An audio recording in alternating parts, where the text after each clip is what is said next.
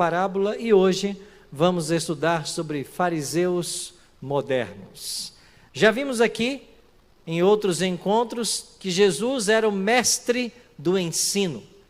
E nós vimos que o ministério de Cristo dividia-se em 3 atividades. Jesus concentrava o seu ministério no ensino, na cura e na pregação. Agora, dessas 3 atividades desenvolvidas por Cristo, ele gastou mais tempo ensinando do que pregando e curando. Isso porque Cristo veio para implantar, para semear a semente do reino. E as pessoas precisavam conhecer do Evangelho.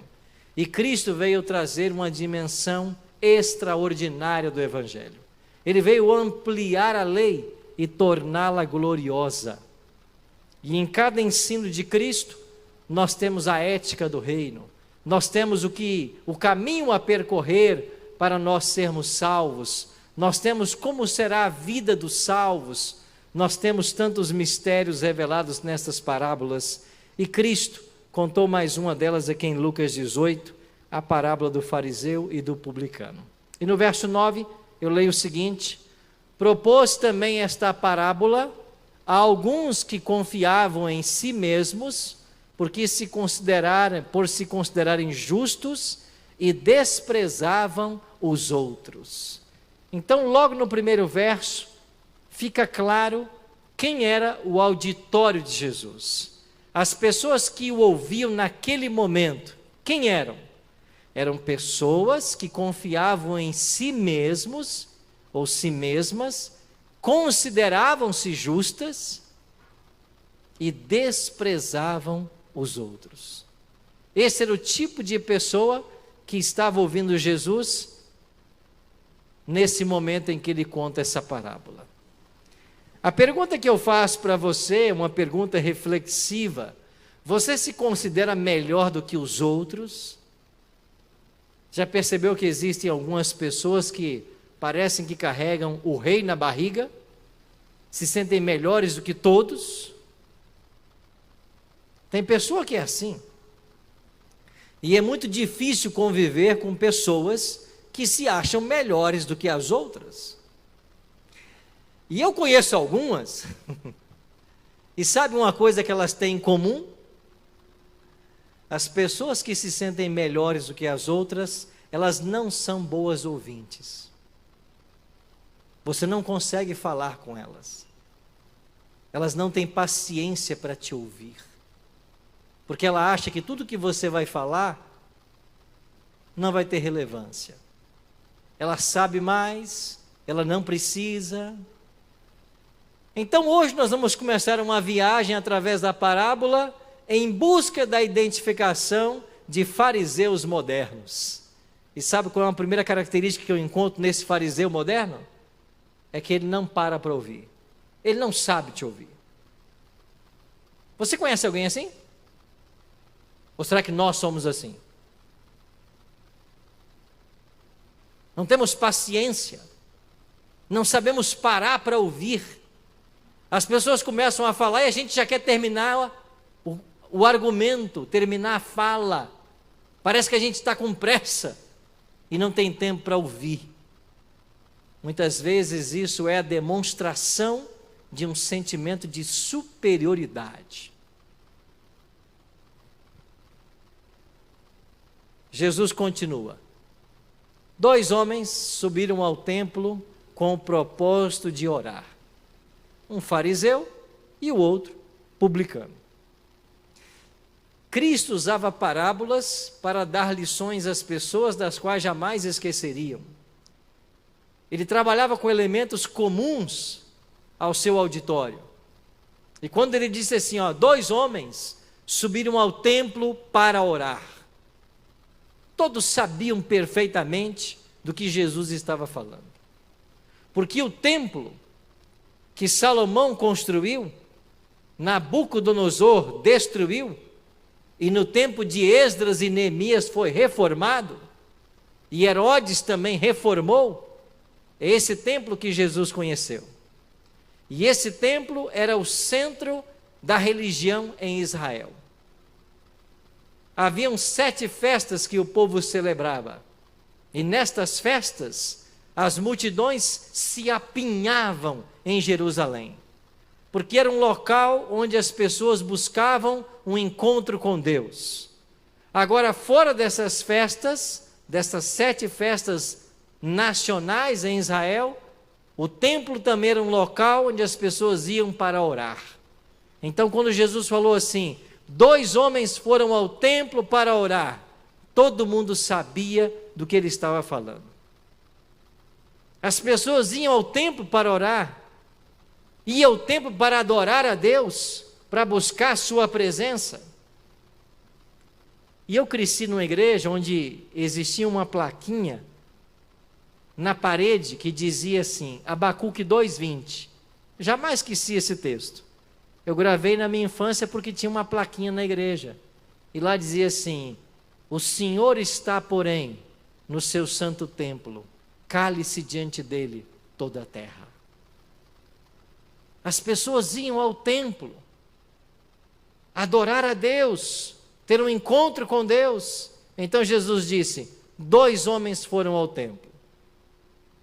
E ele disse, um era fariseu e o outro era publicano. Já deu um nó na sua cabeça essa história de fariseu, saduceu, essênio, publicano? Às vezes a gente lê o Novo Testamento e eles estão por aí, né? Às vezes a gente coloca eles todos no mesmo pacote, mas quem eram os fariseus? Vamos falar hoje especificamente desses 2 grupos, fariseus e publicanos. Você lê também no Novo Testamento a respeito do Sinédrio. O que era o Sinédrio? O Sinédrio era uma corte judicial dos judeus. Era o mais alto nível, o tribunal maior da nação. E o Sinédrio era composto de 71 membros. 70 judeus presididos pelo sumo sacerdote. Então o sumo sacerdote, que fazia os serviços lá no templo uma vez por ano, a mais alta autoridade religiosa de Israel, ele presidia o Sinédrio, junto com 70 anciãos judeus. E eles ali tomavam as decisões que tinha que haver com a nação de Israel. E membros do Sinédrio, o Sinédrio estava dividido em 3 categorias. Ele era composto por fariseus, saduceus e herodianos. Eram os 3 partidos que formavam o Sinédrio. E um destes era os fariseus. Então, sobre os fariseus, primeiro, a sua grande liderança era membro do Sinédrio. Era a maior influência religiosa dentro do judaísmo. Eles se consideravam no mundo, mas não do mundo. Eles estavam no mundo, mas não tomavam parte nas coisas do mundo. Eles queriam viver uma vida de santidade, separados de tudo aquilo que os pudesse contaminar.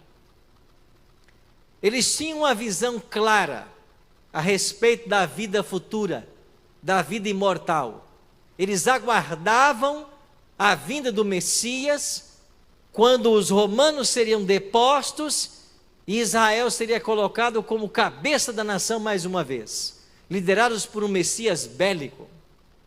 Era essa a expectativa que eles tinham. Deixa eu até abrir um parêntese aqui. Se você pegar Lucas 4,16 em diante, lá vai dizer que Jesus um dia foi na sinagoga, abriu a Bíblia, começou a ler, e depois que ele terminou de ler o profeta Isaías, e disse que a profecia havia se cumprido, eles pegaram em pedras para apedrejá-lo. Estão lembrados disso? Por que eles quiseram apedrejar Jesus?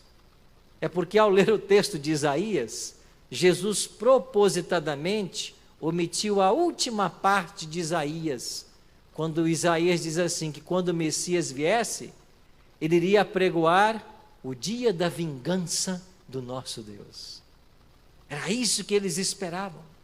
E quando Jesus não leu essa parte e disse: hoje se cumpriu a Escritura, eles não queriam Messias sofredor, eles queriam Messias bélico, eles queriam uma guerra, eles queriam voltar a cabeça da nação, e é por isso que eles pegaram em pedras para apedrejá-lo. Então eles tinham um propósito muito claro, os olhos fixos numa vida futura, mas o interesse religioso era o mais importante. Eles evitavam a política, mas eles só se envolviam com a política para manter uma clara separação entre os governos civis e o sacerdócio. Eles não queriam a junção da igreja com o Estado. Eles eram zelosos pelo cumprimento de todos os deveres religiosos prescritos na Torá. A Torá são os livros de Moisés, os primeiros 5 livros da Bíblia, também chamados de Pentateuco. Então a Bíblia do judaísmo, e especialmente dos fariseus, era a Torá. Além da Torá, eles criam em todos os livros do Antigo Testamento, eles até faziam 3 divisões. Para eles a Bíblia era a Torá, os Salmos e os Profetas. Assim eles chamavam a Bíblia. Mas eles tinham a tradição dos anciãos. Essa expressão foi o próprio Cristo quem usou, ao falar dos costumes que eles desenvolveram. E entre os fariseus haviam 2 professores muito conhecidos, Hilel e Shammai. Esses 2 professores fundaram 2 escolas. E os discípulos dessas escolas eram os grandes doutores da época de Jesus. Eles conheciam muito da lei. E essas escolas, a escola de Hilel e a escola de Shammai, era uma escola que ensinava a tradição. Elas interpretavam a Bíblia. Foram esses professores dessas escolas que prepararam aí a Mishnah. O que é a Mishnah? É um comentário da lei. E nesse comentário da lei, eles colocaram vários elementos que não estão na Bíblia. Então Cristo, por exemplo, certo dia, foi numa casa de fariseus, e lá no ambiente, eles estavam lavando as mãos para tomarem a refeição. E os discípulos não lavaram, e eles foram criticados por isso, e Jesus foi criticado. Olha, os teus discípulos, eles comem sem lavar as mãos. E a gente às vezes lê isso e fica se perguntando, mas por que isso? Por que eles não lavaram as mãos? Não é uma questão de higiene, naquela época não era. Na realidade é o seguinte, havia uma tradição deles de não tomar as refeições sem lavar as mãos. Só que era uma tradição tão forte que o dia que não tivesse água, eles tinham que fazer todo o ritual como se houvesse água. E que sentido há de você pegar uma vasilha que não tem água, fingir que a água está caindo, e você ali com as mãos, fingir que tem água? Era uma tradição tão arraigada, que era praticada mesmo sem a água. Foi isso que os discípulos não quiseram se submeter. E por isso foram criticados. Mas então você perceba que eles estavam interessados em qualquer coisa que a lei ensinasse. Para eles a lei era sagrada. E muitos dos fariseus eram escribas e mestres da lei. Quem eram estes? Eram os professores de Bíblia. Eram aqueles que ensinavam a Bíblia. Então, se você quisesse encontrar alguém que entendesse da lei, da Bíblia, tinha que ser um fariseu. E ali estavam os mestres e escribas. O trabalho deles era interpretar e aplicar a lei em cada detalhe minucioso da vida.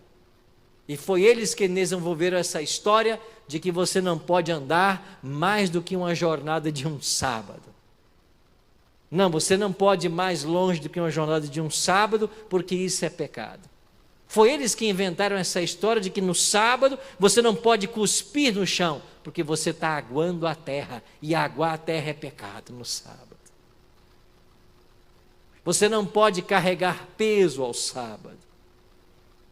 Então eles inventaram um monte de coisas que não tem na lei. E é por isso que Jesus entrou tantas vezes em confronto com os fariseus. Nós podemos defini-los com 3 palavras. Eles eram fundamentalistas, conservadores e ortodoxos. O que há de mal com essas palavras? Se não for em excesso, nenhum problema. O problema é o excesso. O excesso em todos os aspectos. Por exemplo, quem é Deus para um fariseu? É um pai rígido que vigia o tempo todo, pronto para castigar a menor infração. Esse é Deus na concepção de um fariseu. Na concepção deles, a vida futura, ou na vida futura, as pessoas serão recompensadas ou punidas, segundo o quê? Os atos que praticarem nessa vida. Então nós podemos definir o farisaísmo dos dias de Cristo numa frase: é o espírito de legalismo e a justificação pelas obras. Foi isso que se desenvolveu na mentalidade do fariseu. Quem era o fariseu? Era aquele que se considerava legalista, porque ele acreditava na salvação pelas obras. O importante é a lei. E para não levar ninguém a quebrar a lei, inventaram a Mishnah, Talmud, Midrash, que são todos comentários da lei, e foram criando cercas para que a lei não fosse quebrada. Mas estas cercas separaram as pessoas de Deus e deram uma visão completamente distorcida de quem era o Pai. É esse fariseu que foi orar. E quando esse fariseu chegou lá, ele faz uma oração totalmente egocêntrica. Eles não se deram bem com algumas pessoas do Novo Testamento. O primeiro foi João Batista, né? João Batista falou assim: vendo ele, porém, muitos fariseus e saduceus que vinham ao batismo, disse o que para eles? Raça de víboras. Não foi um elogio não, né? Foi uma crítica pesada. João Batista disse para os fariseus e para os saduceus: vocês são a raça de víboras, cobras venenosas. E Cristo? Cristo falou assim: vocês são hipócritas. Então, eles tinham uma relação muito difícil com o evangelho equilibrado pregado por João Batista e por Jesus. Eles foram responsáveis na morte de Cristo. Até o acusaram de que ele fazia milagres pelo poder de Beelzebu. E quando chegou lá no templo, o fariseu, disse Cristo, posto em pé para quê? Para que todos o vissem, orava de si para si mesmo. Ele orava para ele mesmo, né? Interessante, não é para Deus, é para ele. Ó Deus, graças te dou porque não sou como os demais homens, roubadores, injustos e adúlteros. Nem ainda como este publicano aí, ó. O senhor está vendo? Quem é que veio ao templo hoje? Esse publicano? Eu não sou igual a ele, não. Por que eu não sou igual? Eu vou te informar, Deus. Eu jejuo 2 vezes por semana, eu dou meu dízimo de tudo que eu ganho. Eu sou melhor que todo mundo aqui. Ele foi ao templo para quê? Para adorar a Deus? Não. Ele foi para receber um elogio. Ele foi para ser visto e admirado. Inclusive, os ricos fariseus, quando vinham ao templo trazendo suas ofertas, eles levavam também uma comitiva de corneteiros. E na hora que ele ia depositar a oferta, as trombetas eram tocadas. Aí todo mundo olhava, ele depositava a oferta. Esse homem fariseu se considerava melhor do que as outras pessoas. Não sou como os demais homens. Como é que os homens são? Os homens são roubadores, injustos e adúlteros. Eu não. E não sou também como esse publicano que o senhor está vendo aí. E por que ele falou isso? Porque o publicano era uma casta odiada. Daqui a pouco eu vou explicar quem era o publicano. O espírito desse homem era o espírito de Satanás. Por quê? porque Satanás é quem acusa. Apocalipse 12:10 diz que foi expulso o acusador dos irmãos. Então quem é que aponta pecado? É o diabo. E quem fica apontando o pecado de outrem tem o mesmo espírito de Satanás. Duro isso, né? Você conhece algum fariseu moderno que vive apontando o pecado do outro? Será que nós somos assim? E quando vemos a igreja, chegamos em casa, a gente começa: você viu aquele irmão? Você viu aquela irmã? Você viu como foi isso? Você viu como foi aquilo? E a gente se senta no alto do orgulho e quer mostrar o pecado das pessoas. Isso é obra de quem? Satanás.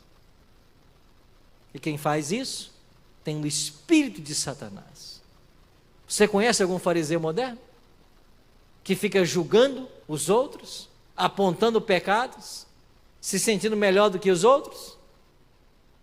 Eu, Deus, jejuo 2 vezes por semana. E deixa eu perguntar aqui na igreja: quem aqui jejua 2 vezes por semana? Pelo menos. Então ninguém aqui era melhor que esse fariseu, porque ele jejuava toda terça e toda quinta, 2 vezes por semana. Ele devolvia o dízimo. Agora, um fariseu era tão estrito na devolução do dízimo que Jesus disse certa vez que eles dizimavam o endro e o cominho. Sabe o que isso significa? Que se um fariseu tivesse uma horta em casa e lá tivesse um pé de alface com 10 folhas, ele tirava uma para dar de dízimo. Estritamente legalista. Nada pode faltar, porque é por isso que eu vou ser julgado. A salvação minha depende disso. Esse era o conceito do fariseu. E Jesus disse que esse homem, quando saiu do templo, ele não foi justificado. E por que ele não foi justificado? Porque é impossível, com esse espírito farisaico, entrar em comunhão com Deus. Ele volta para sua casa destituído, sem a bênção divina, porque o espírito dele estava totalmente oposto àquilo que a palavra ensina. O fariseu não entendia que para Deus o que importa é o coração, não as aparências. Você pode ter alguém que aparenta uma coisa, mas o coração só Deus sabe. Você pode olhar para uma pessoa e pelas aparências achar que ela é uma grande pecadora, mas no fundo ela pode ser muito mais próxima de Deus do que você. É isso que a parábola ensina. A parábola ensina que o que importa não são os atos que são praticados, mas é o motivo que os levam, ou que nos levam a praticá-los. É isso que importa. E então chegamos ao segundo personagem da história. Também subiu para orar um publicano. Quem eram os publicanos? Geralmente Roma escolhia em cada cidade ou província um cidadão rico, e a ele delegava o cargo de coletor de impostos, publicano. Geralmente esse homem contratava outros para que esses contratados fossem às casas, aos comércios e cobrassem impostos. Então eram pessoas ricas, eles recolhiam impostos para Roma, era o coletor oficial da receita interna de Roma. E naquele tempo as pessoas pagavam impostos por elas mesmas e pelas terras que elas possuíam. E na maioria, os publicanos eram judeus. Por quê? Porque Roma não queria entrar em atrito com a nação judaica. Então pegava gente de dentro da própria nação para fazer o trabalho sujo. Eles achavam que era mais fácil um judeu devolver imposto para um judeu do que para um romano. Eles usavam essa estratégia. Só que os judeus que se submetiam a isto eram odiados por dois motivos. Porque como publicanos, como cobradores de impostos, eles extorquiam as pessoas, cobravam mais do que deveriam, e eles eram considerados traidores da nação. Por quê? Porque estavam se submetendo ao Império Romano. Os opressores. Lembre-se que nos dias de Cristo, Roma dominava o mundo, e os judeus estavam debaixo da pressão romana, do chicote romano. Eles eram odiados. Como Jesus lidou com os publicanos? Ele até chamou um deles para ser discípulo, né? Mateus. Mateus era um cobrador de impostos. E Jesus chamou para o seu grupo alguém que era tremendamente odiado. E a Bíblia conta a história de um outro publicano que até se converteu, Zaqueu. Era também um publicano, lá de Jericó. Se converteu e também seguiu a Cristo. Jesus não faz acepção de pessoas. Qual foi a oração do publicano? Verso 13. O publicano, estando em pé, longe. Por que longe?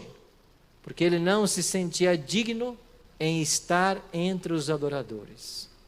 Ele se considerava um tremendo pecador. Ele ficou de longe, cabeça baixa, espírito humilde. Nem ousava levantar os olhos aos céus, mas batia no peito dizendo: ó Deus, sê propício a mim, pecador. Que oração extraordinária!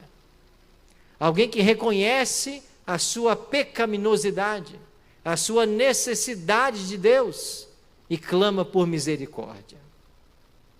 Esse publicano entrou no templo juntamente com outros adoradores, mas se sentia indigno de participar da devoção. Esmagado por um senso de culpa, estava como que só na presença de Deus. E seu único desejo era ser perdoado, alcançar o perdão para os seus pecados. Jesus conclui a parábola dizendo: digo-vos que este, referindo-se ao publicano, desceu justificado para a sua casa, e não aquele, o fariseu, porque todo o que se exalta será humilhado, mas todo o que se humilha será exaltado. Vamos orar? Graças te damos, ó Deus maravilhoso, pela noite que se passou e por termos amanhecido na tua santa e maravilhosa proteção. Em nome de Jesus, nós te pedimos misericórdia e perdão pelos nossos pecados.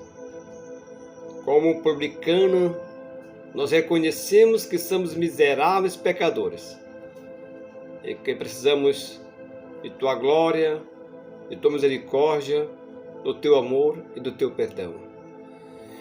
Em nome de Jesus, Pai, atenda às nossas orações e responde conforme a tua vontade.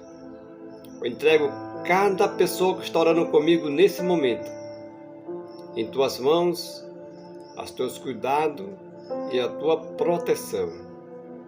Dê um dia de paz para cada um de nós. Livra cada pessoa que está orando comigo e a que forá futuramente, não importa o dia nem a hora. Livra de dores, de sofrimentos, de acidente, de morte, de peste, de vírus. E livra de todo o mal que esse mundo oferece. E aqueles que estão enfermos, estão doentes, Pai, envia os teus santos anjos para tocar nessa enfermidade, repreender essa enfermidade, para que o teu nome venha ser glorificado e exaltado na vida desta pessoa. Mais uma vez nós te pedimos a tua misericórdia e a tua proteção. E aqueles que estão, Pai, tristes, desanimados, o Senhor venha colocar paz e alegria no seu coração. Dai para cada um de nós restante de semana maravilhosa, na tua santa e poderosa proteção. A gente não merece nada porque nós somos pecadores, mas nós somos pecadores arrependidos. E nós te pedimos que o Senhor venha nos lavar com o sangue do Cordeiro. Não permita que o sacrifício de Jesus venha ser em vão na nossa vida, mas pelo contrário, que o sangue de Jesus venha nos purificar de todos os nossos pecados. Toma conta deste jovem que está orando comigo. Quem sabe está sendo um jovem viciado na pornografia, nas drogas, e não tem força para sair. O Senhor venha, Senhor, dá força para ele, para que este jovem venha ser um instrumento nas tuas mãos. Quem sabe alguém está orando comigo agora, está triste, está pensando até em se matar. O Senhor venha, Senhor, ajudá-lo, para que essa pessoa venha entender que essa pessoa é uma pessoa que o Senhor ama muito ela.